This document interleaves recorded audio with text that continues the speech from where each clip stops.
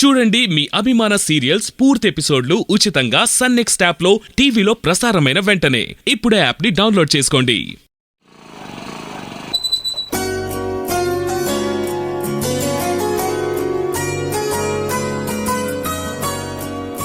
సరే సిద్ధు, ఇక నేను చూసుకుంటాను, నువ్వు వెళ్ళు. సుందరి,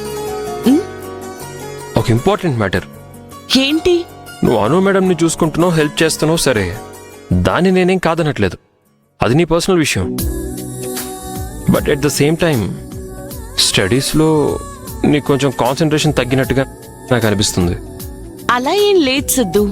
లేదు, నువ్వు కాదన్నా అవునన్నా నీకు స్టడీస్ మీద కాన్సన్ట్రేషన్ తగ్గింది. మనకి లైఫ్లో ఎన్ని సమస్యలు వచ్చినా కానీ, ఏ ఇబ్బందులు వచ్చినా కానీ, జీవితంలో మనం ఏదైతే లక్ష్యంగా పెట్టుకొని వెళ్తున్నామో ఆ దారిలో నుంచి ఒక్క అడుగు కూడా పక్కకి వేయకూడదు. నేను నిన్ను అర్థం చేసుకోగలను. ప్రస్తుతం నువ్వు ఎదుర్కొంటున్న పరిస్థితి, మనిద్దరి మధ్య తలెత్తిన సమస్య, కుటుంబ పరంగా అను మేడంతో నీకు ఎదురైన ఇష్యూస్, అవన్నీ నాకు అర్థం అవుతున్నాయి. వీటన్నిటినీ దాటుకుని మనం అనుకున్న దారిలో మనం విజయాన్ని సాధించాలి. నేను ఇంతకు ముందు 2 సార్లు ఎగ్జామ్ అటెండ్ చేశాను, అంతవరకు ఓకే. కానీ మనకి ఎగ్జామ్ అనేసరికి అనవసరమైన ప్రెషర్స్ అని మన చుట్టుముడతాయి. అలాంటి టైంలోనే కాన్సన్ట్రేషన్ పూర్తిగా తగ్గిపోతుంది.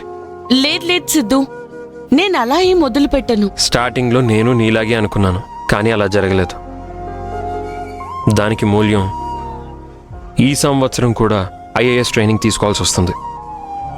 సో నీకంటే ఇందులో నాకే ఎక్స్పీరియన్స్ ఎక్కువ. Am I right? చెప్పు Sundari. Yes, you are right Siddhu. So నీ కాన్సన్ట్రేషన్ ఎప్పుడూ ఫోకస్డ్గా ఉండాలి, సరేనా? అవును, మరి దానికి నేనేం చెయ్యాలి? బయట ఎన్ని సమస్యలు, ఎన్ని పనులున్నా కూడా మనం ప్రతిరోజు ఎగ్జామ్ ప్రిపరేషన్కి ఎన్ని అవర్స్ టైం కేటాయిస్తున్నాం అన్న దానిపై మనకు క్లారిటీ ఉండాలి. ఆ సమస్యలు ఏమైనా కానీ వాటితో మనకి సంబంధం లేదు.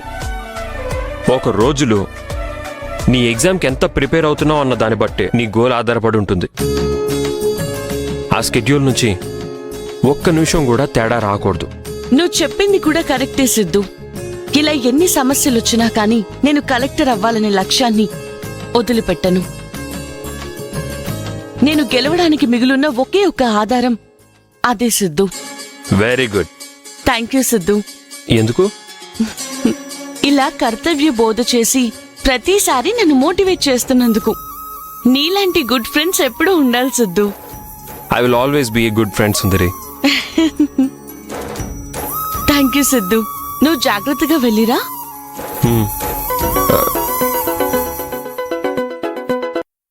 చెప్పమామా, ఇదిగో వచ్చేస్తున్నా. సిద్ధు, సరే నేను ఇక బయలుదేరుతాను. ఓకే, బాయ్ సుందరి. బాయ్. రే మామా,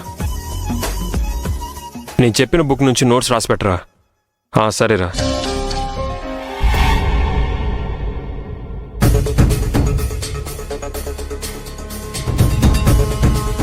సుందరి, ఒక్క నిమిషం.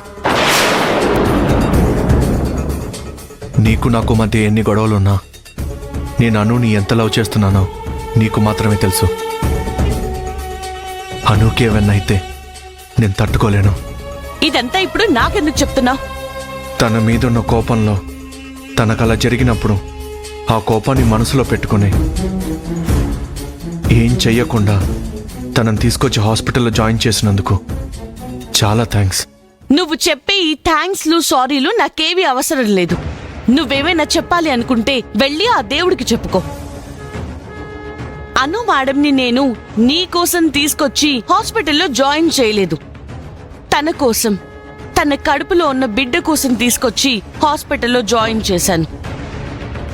తను నీ భార్య అన్న అర్హతతో తన మీద అభిమానం చూపిస్తూ తన పట్ల కేర్ తీసుకుంటున్నాననే ఆలోచనలు ఏమైనా నీకుంటే ఆ పిచ్చి ఆలోచనలు తీసేసి గోతిలో పాతిపెట్టే. అను మేడం కోసం నేనెంతో చేశాను. నేను తనని జాగ్రత్తగా చూసుకుంటాను.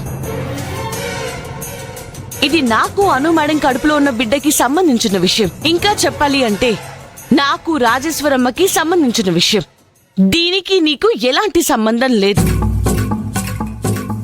ఈ థ్యాంక్స్లు సారీలు అంటూ మోసుకొచ్చి ఇంకోసారి నా ముందుకొచ్చి మాట్లాడేవో, ఇప్పుడు మాట్లాడినంత మర్యాదగా మరోసారి మాట్లాడను. జాగ్రత్త.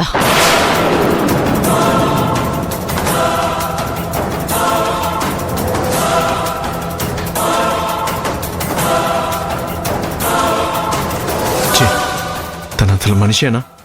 ఏం మాట్లాడినా సరే అందులో ఒక నెగటివిటీ తీసి తిప్పి మాట్లాడుతోంది.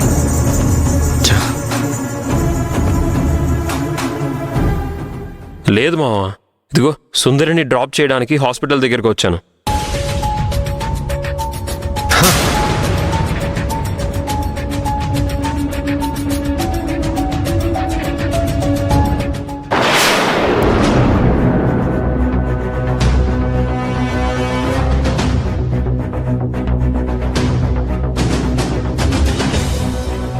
రే నూనరా, ఇక్కడ పనవగానే డైరెక్ట్గా క్లాస్కి వచ్చేస్తాను.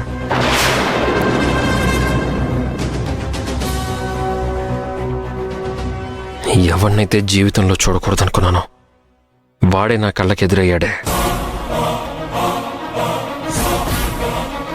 రే నేను బయలుదేరుతున్నాను, లేరా వచ్చేస్తాను. సుందర్ని డ్రాప్ చేయడానికి వచ్చాను. రాగానే నేను మీట్ అవుతాను. ఫోన్ పెట్టి.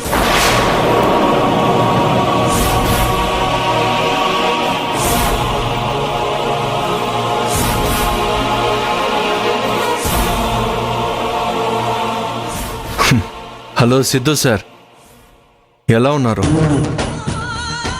నేను చాలా బాగున్నాను కార్తీక్ సార్. లవ్ చేస్తున్న అమ్మాయి వెనకే తిరుగుతున్నారు కదా, బానే ఉంటారులే.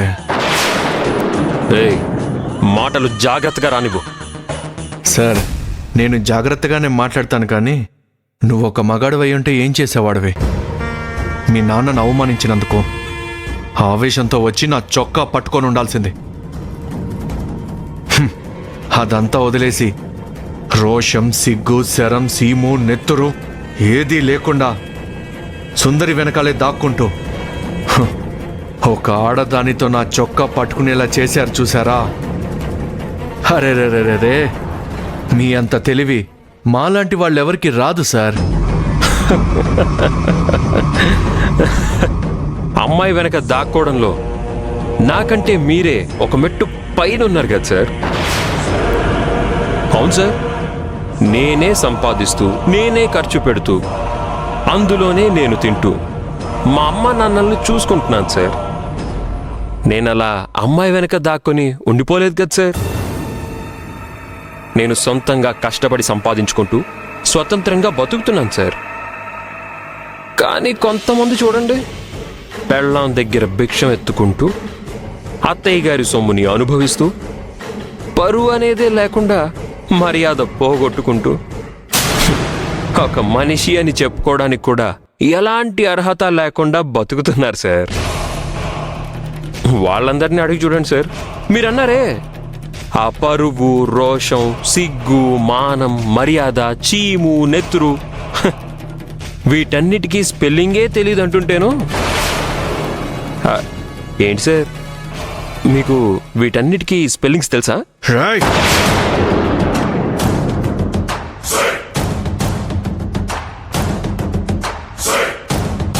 మిస్టర్ కార్తీక్, మీ బిల్ రెడీ అయింది, వచ్చి పే చేయండి.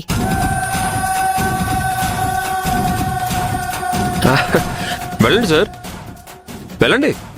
మీ అత్తయ్య గారు మీకు క్రెడిట్ కార్డు ఇచ్చుంటారు కదా, ఆ కార్డుని బాగా గీకి గీకి మీరు కష్టపడి సంపాదించి కడుతున్నట్టుగా బిల్డప్ ఇచ్చి బిల్లు కట్టి గర్వంగా కాలర్ ఎగరేసుకుని మీ పెళ్ళాం దగ్గరికి వెళ్ళి చూడండి sir.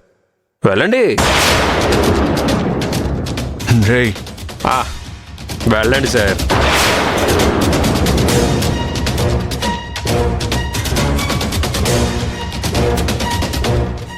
Excuse me. Yes sir. Bill pay చేయాలి. నేమ్ చెప్పండి sir. Missus Anu. 1 second sir.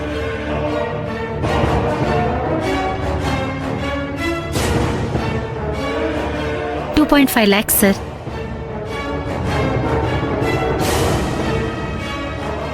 మీ అత్తయ్య గారు మీకు క్రెడిట్ కార్డు ఇచ్చుంటారు కదా, ఆ కార్డుని బాగా గీకి మీరు కష్టపడి సంపాదించి కడుతున్నట్టుగా బిల్డప్ ఇచ్చి బిల్లు కట్టి గర్వంగా కాలర్ ఎగరేసుకుని మీ పెళ్ళాం దగ్గరికి వెళ్ళి చూడండి సార్. సార్,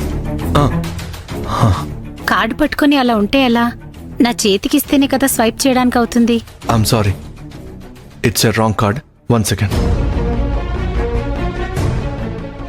దీంట్లో 50,000 లిమిట్ ఉంది, తీసుకోండి. Okay sir. రిమైనింగ్ బ్యాలెన్స్ నేను క్యాష్ రూపంలో కట్టేస్తాను. డిశ్చార్జ్ అవుతున్నారు కాబట్టి ఈ రోజే అమౌంట్ పే చేయండి సార్. ఒక 5 minutes టైం ఇవ్వండి, ఈలో పే చేసేస్తాను. Okay sir. Pin number enter చేయండి. Thank you. Okay sir.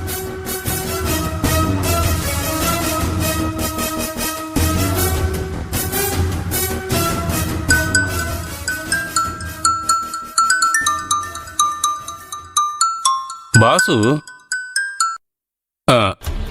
Hello, ఎక్కడున్నావు రామసుబ్బు? నేను ఒక ఇంపార్టెంట్ పని మీద ఇంటికి వచ్చాను సార్. ఏంటి ఇంపార్టెంట్ పని మీద ఇంటికి వెళ్ళావా? ఓ చిన్న పని ఉంది, అది అవగానే ఆఫీస్కి వచ్చేస్తాను సార్. ఓకే, నాకు ఇమ్మీడియట్గా 2 lakhs కావాలి. ఓ తప్పకుండా తీసుకొస్తాను సార్. ఆ కోట్లో నుంచి తీసుకురమ్మంటారా, లేదా ఆఫీస్లో విచ్చుకు చెప్పి 2 lakhs రెడీ చేయమని చెప్పాలా? చెక్ ఏమైనా రెడీ చేసి పెట్టుకున్నారా సార్? హే హే, ఆఫీస్ క్యాష్ కావాలంటే నేను నీకెందుకయ్యా ఫోన్ చేస్తాను? ఆఫీస్ క్యాష్ అవసరం లేదు. ఆఫీస్ క్యాష్ అవసరం లేదా? నాకేం అర్థం కాలేదు సార్. నాకు పర్సనల్గా అర్జెంటుగా అవసరమైంది. ఇమ్మీడియట్గా 2 lakhs కావాలి. 2 లక్షలు సడన్ గా కావాలంటే ఏం చేయాలని ఆలోచిస్తున్నాను సార్. అది ఉన్నట్టుండి అడిగారు, అదే తికమకలో ఉన్నాను.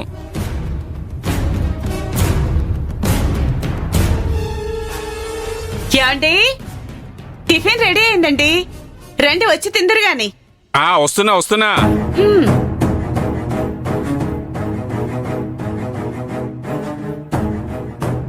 ఇదే మంచి ఐడియా. రెడీ చేద్దాం సార్, అర్జెంట్గా రెడీ చేద్దాం. అదేం ప్రాబ్లం లేదు, కానీ వడ్డీ కొంచెం ఎక్కువ ఉంటుంది సార్.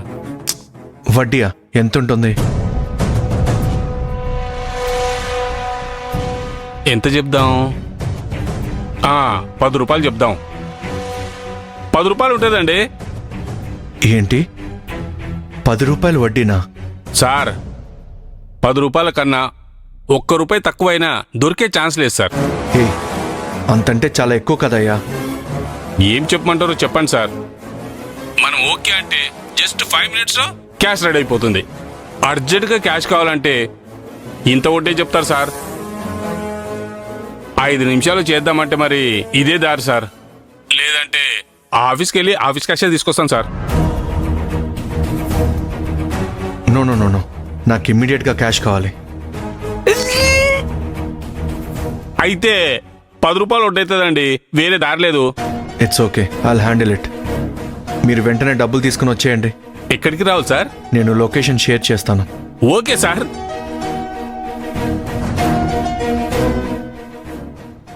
ఆఫీస్ పని మీద దుబాయ్కి పంపించి ఖర్చంతా నా తలకి చుట్టావు కదా. దొరికావురా, దొరికావు.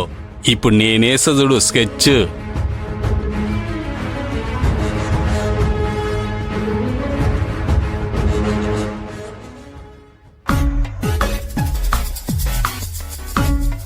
ఏమండి, ఏం చేస్తున్నారు?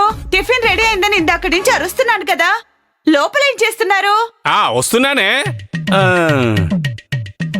కూర్చోండి. వస్తున్నానని చెప్పాను కదా, ఇంకా ఎందుకు రా రా అని ఎక్కడ ఏంటి అని అరుస్తావు ఎందుకు?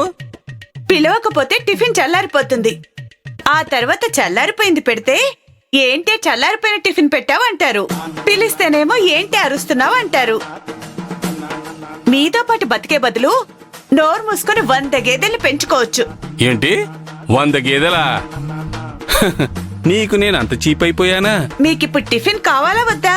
ఆ రోజు నువ్వు అడిగావు కదా ఓ మోడల్, అది నీకిప్పుడు కావాలా వద్దా? అది ఆ రోజే చెప్పేశారుగా, తీసివ్వడం కుదరదు అని. అది 20,000 రూపాయలు అవుతుంది. అంత డబ్బు నా దగ్గర లేదు, ఇప్పుడప్పుడే తీసివ్వలేనని మీరే చెప్పారుగా. అది ఆ రోజే, ఇది ఈ రోజు. నీకు ఆ మోడల్ కావాలా చెప్పు, లేకపోతే లేదు. ఇదిగో నాకు టైం అయిపోతుంది. ఏమండి ఆగండి, పుసుక్కున అలా కోప్పడితే ఎలా చెప్పండి. మీకోసం ప్రేమగా వేడివేడిగా టిఫిన్ రెడీ చేశాను. మీరు ఇలా టిఫిన్ చేయకుండా వెళ్తే ఆకలి అవుతుందండి. మీరు ఆకలికి తట్టుకోలేరు. మీరు చిన్నపిల్లళ్ళు అంటాళ్ళండి, మీరు అస్సలు ఆకలికి తట్టుకోలేరు. ముందు మీరు కూర్చోండి, చెప్తాను. కూర్చోండి. అది కాదు, ఏదో 100 గేదెలు అది ఇది అని. నేను బతుకుతున్న ఈ బతుక్కి ఒక్క గేదె కొనటానికే మా నాన్నకి స్తోమత లేదు. ఆ, అలాంటిది ఇంకెక్కడ 100 గేదెలను కొనితేగలను? మీతో బతికే స్వర్గంతో సమానమండి. మరి కాస్త ముందే ఏదో చెప్పావు కదా. ఏంటండి మీరు, మీకిష్టమని ఈరోజు దోశ కూడా చేశానండి. ఆ? ఏంటిది 4 రోజులు ముందు చేసి పెట్టావే, ఇదేనా?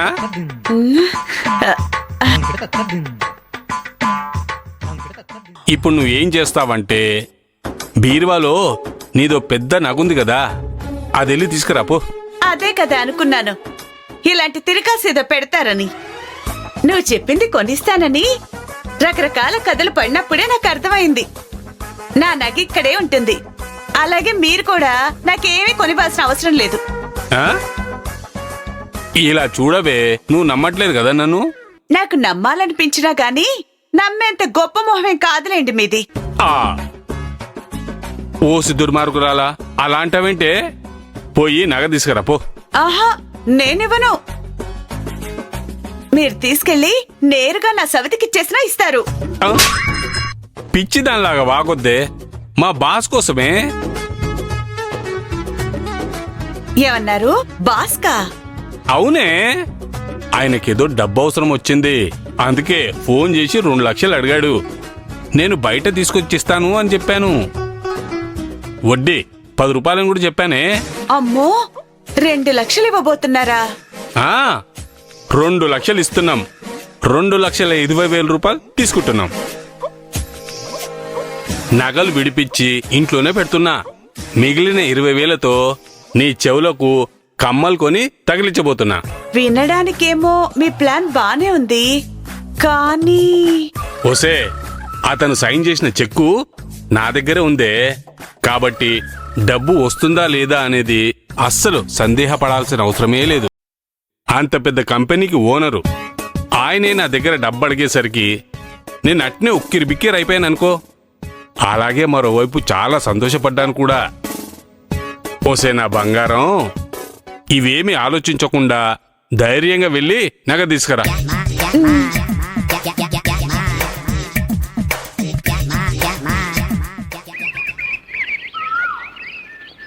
ఇప్పుడెలా ఉన్నారు మేడం? కంగారు పడక కలెక్టర్ అమ్మా, నాకేం కాలేదు. I'm completely all right. అది కాదు, మీ నొప్పి తగ్గిందా లేదా అని. ఇప్పుడేం సమస్య లేదు కలెక్టర్ అమ్మా. ఆల్రెడీ ట్రీట్మెంట్లో వాళ్ళిచ్చిన మెడిసిన్స్ అన్నీ వాడుతున్నాను కదా. ఇప్పుడైతే ఆల్ ఈజ్ వెల్. నేనిప్పటి వరకు భయపడిపోయాను తెలుసా. నిజం చెప్పాలంటే మిమ్మల్ని ఆ క్షణంలో చూసి నా గుండె ఆగిపోయిందనుకోండి. మీరైతే కళ్ళు తిరిగి పడిపోయారు.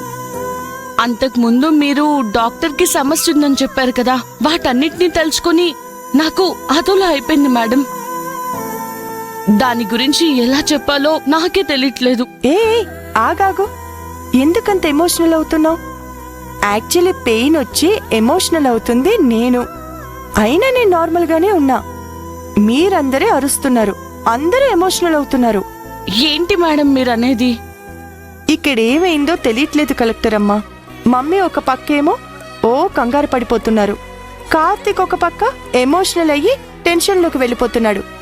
ఇప్పుడు నువ్వొక పక్క వాళ్ళు చూపించిన ఎమోషన్సే నువ్వు చూపిస్తున్నావు.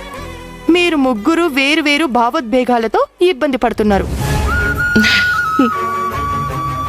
యాక్చువల్గా నేను పేషెంటా లేక మీరు ముగ్గురు పేషెంట్సా? నేనే మీ ముగ్గురిని కంగారు పడకుండా సముదాయించాల్సి వస్తుంది. మీరు నాకు చెప్పాల్సినవన్నీ నేను మీకు చెప్పాల్సి వస్తుంది. అయ్యో, అలా ఏం లేదు మేడం. అలాగే ఉంది మేడం ఇక్కడ.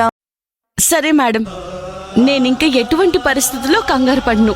అదంతా వదిలేయండి. ఇప్పుడు మీకు పర్వాలేదు కదా madam? I'm okay. I'm completely all right. నాకు ఎలాంటి సమస్య లేదు కలెక్టర్ అమ్మా. ఇంకా ఈ మాట పదే పదే ఎన్నిసార్లు చెప్పాలి? నేను ఒక పని చేయనా? వాయిస్ రికార్డ్ లో ఐఎమ్ ఆల్ రైట్, నాకు ఎలాంటి ఇబ్బంది లేదు అని మీ అందరికీ ఫార్వర్డ్ చేస్తాను. మీరు మళ్ళీ మళ్ళీ వింటూ కూర్చోండి, సరేనా?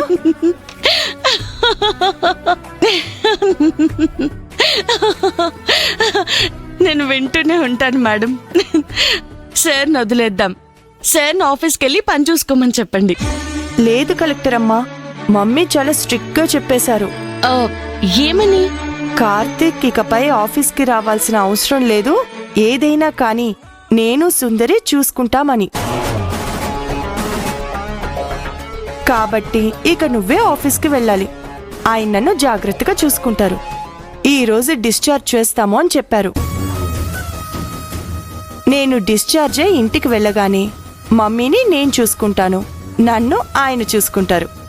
నువ్వేం చేస్తావంటే ఆఫీస్ని చూసుకుంటావు.